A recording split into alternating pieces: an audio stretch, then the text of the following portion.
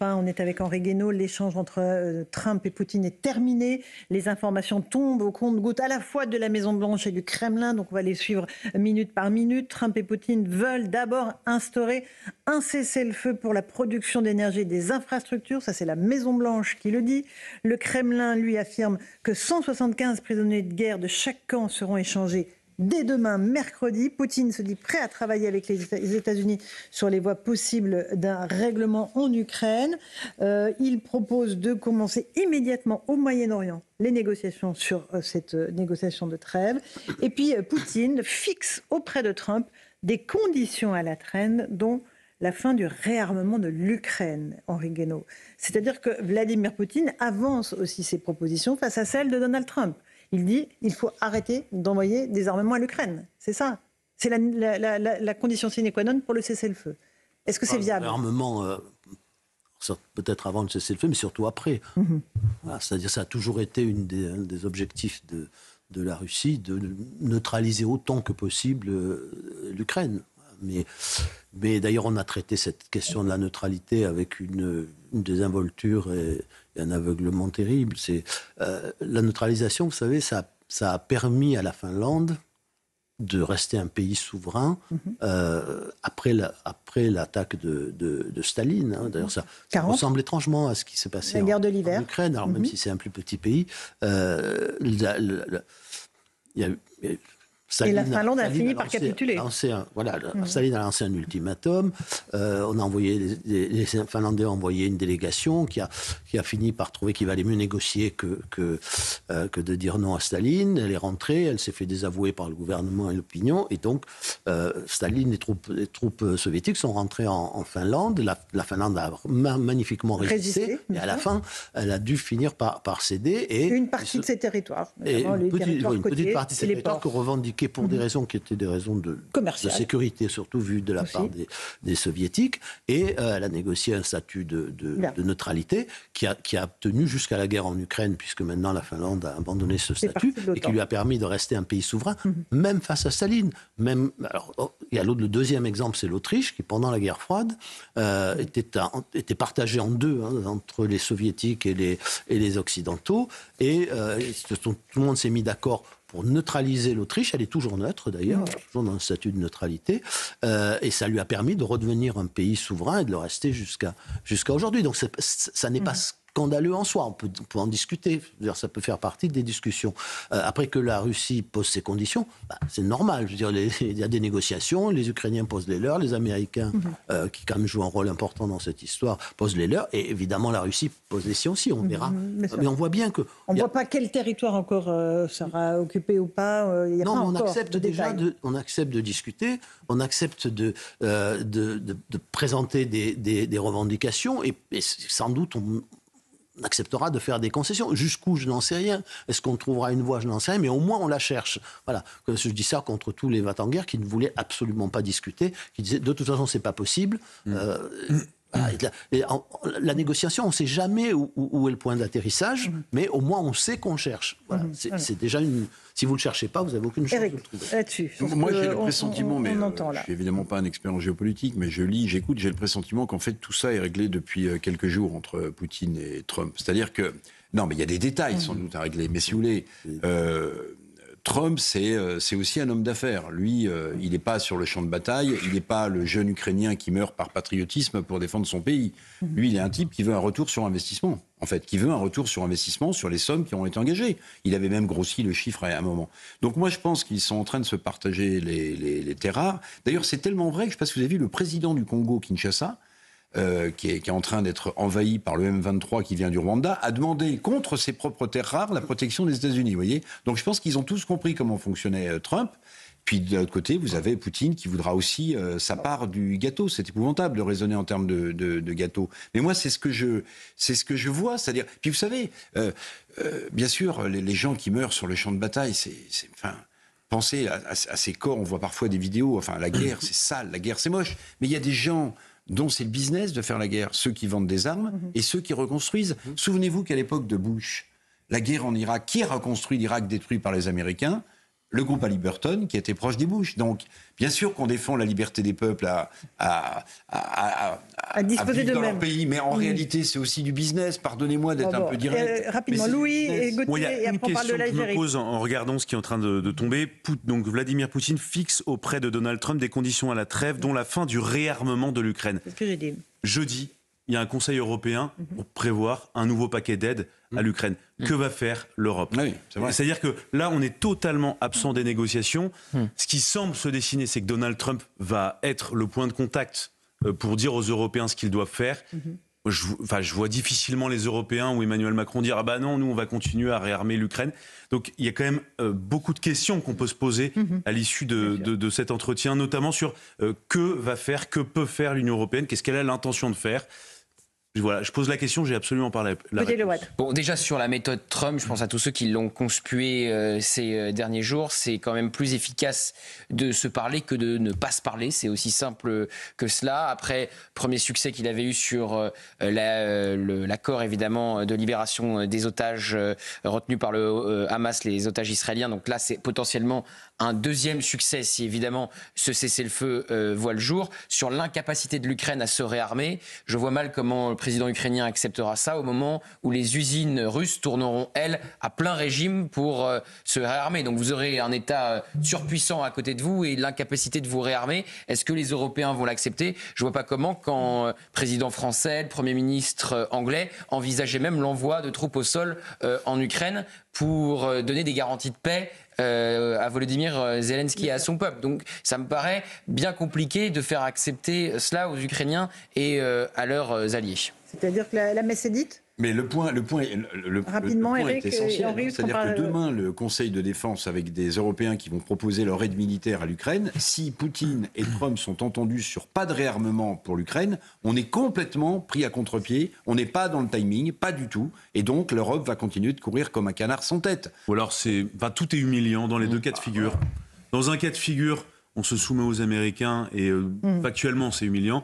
Et dans l'autre cas de figure, on continue entre guillemets la guerre tout seul. Et là, on s'inscrirait clairement dans la logique que vous déploriez tout à l'heure, Henri Guénaud, qui est le côté vraiment va-t-en-guerre jusqu'au boutiste. Alors, Henri Guénaud, un dernier mot sur le sujet ukrainien. L'issue de tout ça, si l'Europe continue sur cette position, c'est-à-dire au fond la guerre encore et jusqu'au bout, elle va être elle est déjà la principale victime de cette guerre au plan à la fois géostratégique, économique et dans ses rapports avec le reste du monde, notamment le Sud global.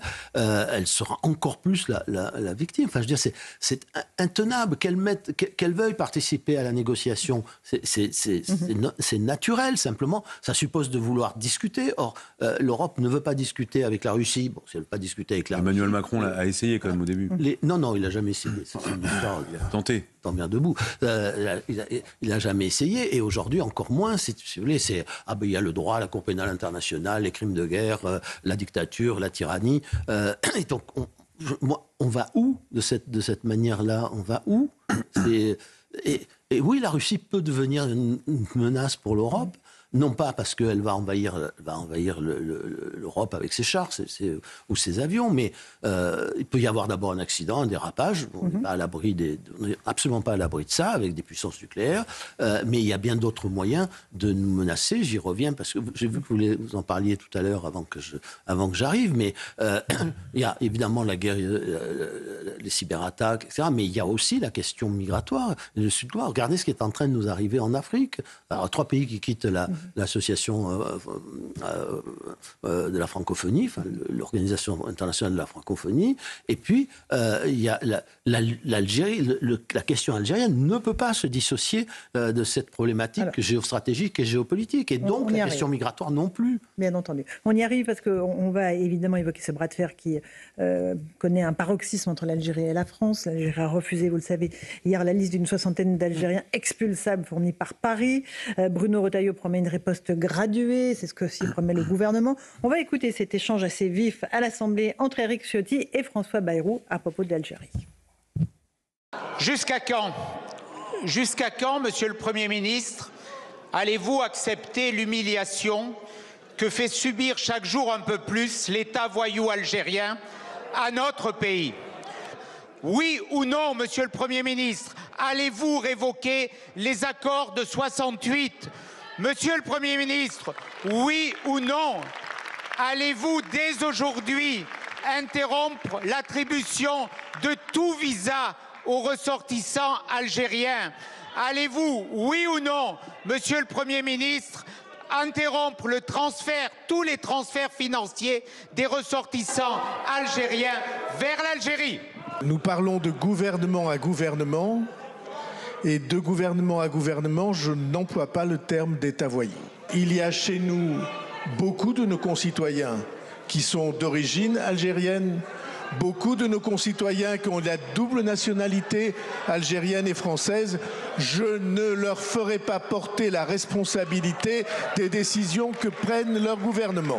Voilà pour la réponse de François Bayrou. Gauthier Donc Lebret. ça, c'est on ne touche pas au visa et on ne fait pas ce que propose Éric Ciotti avec le blocage des transferts de fonds par Western Union pour que la diaspora algérienne puisse envoyer de l'argent dans leur pays d'origine. Bon, Bruno Retailleau parle de réponses graduées. Alors lui, ces réponses graduées, ça peut aller jusqu'à la dénonciation de l'accord de 68. C'est plus ce que dit le Premier ministre et c'est surtout pas ce que dit le Président de la République qui a sifflé, si j'ose dire, la fin de la récréation en disant « Vous êtes bien gentil, j'existe encore. L'accord de 68, c'est moi et rien que moi », ce qui en plus est discutable. Donc que fait Bruno Retailleau? Il va accepter des sanctions, on va voir ce qu'elles seront dans les heures qui viennent, mais faibles, des sanctions qui vont être prises, mais qui ne seront pas sans doute très efficaces, qui ne seront pas très dures à l'endroit du régime algérien. Et donc, s'il accepte ces sanctions, ça veut dire qu'il gagne du temps et qu'il veut rester. Place Absolument. Beauvau. La question, c'est à quel moment l'électorat de droite va finir par se dire « Bon, bah, c'est bon, il faut s'en aller, vous ne pouvez plus rien faire ». Il dit sans cesse, Bruno Retailleau, il ne veut pas d'un deuxième Mulhouse. Mulhouse, c'est donc là où a été assassiné un retraité portugais par un islamiste algérien qu'on avait essayé d'expulser 14 fois. Bon, bah, s'il y a un deuxième Mulhouse et qu'il est toujours place Beauvau, plus le temps passe, plus évidemment on va lui demander un bilan et pas que de la parole, des actes. Alors, aussi. rapidement, Éric Revel et M. Guénaud. Moi, je pense que Bruno Retailleau fait aussi de la politique. Bon, démissionner maintenant, ça n'a pas de sens. Il se bat pour prendre la présidence des LR face à Laurent Wauquiez. En revanche, moi, je pense beaucoup qu'une fois cela accompli, s'il accède à la présidence des LR, il peut très bien, comme d'autres l'ont fait dans un autre temps, à d'autres postes, prendre une décision sur un désaccord fort, il ne faut pas qu'il parte sur n'importe quoi, pour se rabattre sur les LR et lancer sa candidature pour 2027. Bon, voilà, ça peut être ça. Maintenant, l'Algérie, attendez, on le fait bien pour d'autres pays. On en a parlé pour la Russie. Pourquoi est-ce qu'on ne gèle pas les avoirs algériens détenus dans les banques françaises? Pourquoi on ne dit pas au peuple algérien qui a du mal parfois à vivre dans leur propre pays ce que détiennent ces gens en France, les villas, les appartements luxueux? Et voilà, ça, ce serait une façon de... Henri Guénaud, ce que vous venez d'entendre et sur la réponse de la France à l'Algérie. Henri me trouve trop... Non, allez-y. L'argument sur la dénonciation des avoirs, tout ça d'accord, ça... Bon, mais ça, pourquoi pas, je dis pas. Non, pourquoi pas, mais d'une façon générale, d'abord, il faut arrêter avec le ton martial dont on n'a pas les moyens. Alors, que ce soit le ton d'Éric Ciotti ou même celui de Bruno Retailleau, ou celui parfois du gouvernement, nous n'avons aucun moyen de coercition sur le régime. Mais ça sert à rien de dire si on continue de se coucher, si on ne peut pas affaiblir le régime. Encore une fois, bon, plus d'ailleurs on fera d'ultimatum, plus ça les renforcera, plus vous allez prendre des sanctions comme à chaque fois dans tous les pays du monde depuis la Seconde Guerre mondiale, les sanctions ne marchent pas. Elles font payer très cher au peuple, mais en général, elles n'affaiblissent pas le régime. Même le régime iranien, même dans l'état où il est, les Russes, c'est pareil. Enfin, je veux dire, et toutes les sanctions qu'on a prises contre des pays n'ont jamais abouti à ce genre à affaiblir le régime. Bon, donc, il faut réfléchir autrement. D'abord, encore une fois, pourquoi on n'a pas de moyens? On n'a pas de moyens parce que géopolitiquement, on n'a pas de moyens. Parce que quand vous avez comme principal allié la Russie, qui vous fournit vos armes, qui fournit de l'argent au régime algérien, qui tient le Sahel, bon... vous n'avez pas de moyens. C'est exactement l'histoire, vous savez, des Comores. Les Comores, ils ont pour alliés la Russie et la Chine. L'Algérie a pour alliés la Russie et la Chine. On est fâché avec la Russie, et maintenant ils se rapprochent même des États-Unis, parce que les États-Unis viennent de signer un accord avec les Algériens. Ils discutent depuis très longtemps. Mais là, maintenant, avec le rapprochement russo-américain, c'est encore plus facile. Donc il faut quand même avoir conscience de ça. Si on veut faire quelque chose, il faut faire ce qui dépend de nous. Alors, premièrement, il faut bien comprendre qu'ils ont un moyen de rétorsion, j'y reviens, qui est terrifiant pour nous avec l'aide de la Russie. Si ils laissent passer des quantités de migrants sous la pression démographique de l'Afrique, je ne sais pas ce qu'on fait, mais pour nous, c'est peut-être la pire des choses, à part la bombe atomique, la bombe nucléaire, mais ça, ce sera un accident, la bombe nucléaire, ce ne sera pas autre chose. Donc, il faut bien y penser. La question de nos OQTF, c'est que maintenant, puisqu'on ne peut pas les renvoyer, il faut savoir ce qu'on en fait. Voilà, ça veut dire qu'il faut... Il y a des leviers quand même, Henri. Ça veut 250 000 visas chaque année. Mais le régime algérien dira simplement, regardez ce qu'ils vous font au peuple, mais ça ne le fera pas bouger. Ça ne le fera pas bouger. Oui, mais au moins, nous, déjà, on a 250 000 visas. Ce sera des clandestins. Parce qu'il suffit de rentrer dans un autre pays européen. Et par le jeu de Schengen, de la libre circulation, ils viennent chez nous. Voilà. Donc, Madame Meloni, elle a obtenu des résultats par des accords avec la Tunisie et avec la Libye. Ils passent par l'Espagne, ils passent par la Grèce, et puis voilà. Bon. Donc, la question, c'est est-ce qu'on continue avec le principe de libre circulation sans limite en Europe, oui ou non? Deuxièmement, est-ce qu'on rétablit le délit de maintien en situation irrégulière sur le territoire et en mettant des sanctions? C'est-à-dire que pour les OQTF, par exemple, il faut changer la loi. Ça suppose les deux, qu'on change la hiérarchie des normes, j'y reviens, c'est-à-dire qu'on change le rapport entre la loi française et la loi européenne. Si on ne veut pas toucher à ça, si on ne veut même pas en parler, eh bien, on va continuer à subir. Voilà, mais il faut s'occuper de ce qui nous concerne, de ce que nous pouvons faire, nous. Et pas penser qu'avec des ultimatums... Moi, je ne suis pas contre le fait qu'on revienne aux droits communs pour l'Algérie, pour les Algériens. Très bien, on supprime 68, c'est pas un problème. Bien qu'on ne connaisse pas exactement les conséquences juridiques, parce que si ça nous renvoie aux accords d'Évian, on est mal. Et c'est pas nous qui allons en décider, c'est pas l'Algérie, ce sont nos juridictions qui vont en décider. Personne ne sait comment elles décideront. Bon, parce que là, c'est la libre circulation totale. L'accord de 68 était une restriction aux accords d'Évian. Bon, donc la question, la question maintenant, elle est chez nous. Nous n'avons pas de moyens de coercition sur le gouvernement, le régime algérien. Dans l'état actuel du monde, ça n'est Voilà, et en plus, c'est une pièce majeure du Sud global. On dit saisir les avoirs. Moi, je veux bien. C'est comme saisir les avoirs russes. Mais il faut comprendre ce que ça veut dire pour le reste du monde qui se dit, chaque fois qu'on met de l'argent dans les pays occidentaux, on risque de nous le voler. Bon, et peut-être demain, c'est notre tour. Donc ça, c'est la manie avec beaucoup de précautions. Pas pour leur faire plaisir, pas pour les ménager, pour nous-mêmes. Pour nous-mêmes. Voilà, Merci beaucoup. Donc il faut vraiment s'occuper. Que faisons-nous de nos OQTF? Nous, quand on ne peut pas les renvoyer, est-ce que on se donne les moyens de sortir du carcan européen sur un certain nombre de sujets en réformant notre Constitution? Notre Constitution, ça ne dépend que de nous. Bon, oui ou non? Est-ce qu'on continue avec la libre circulation totale? Oui ou non? Voilà les questions à résoudre.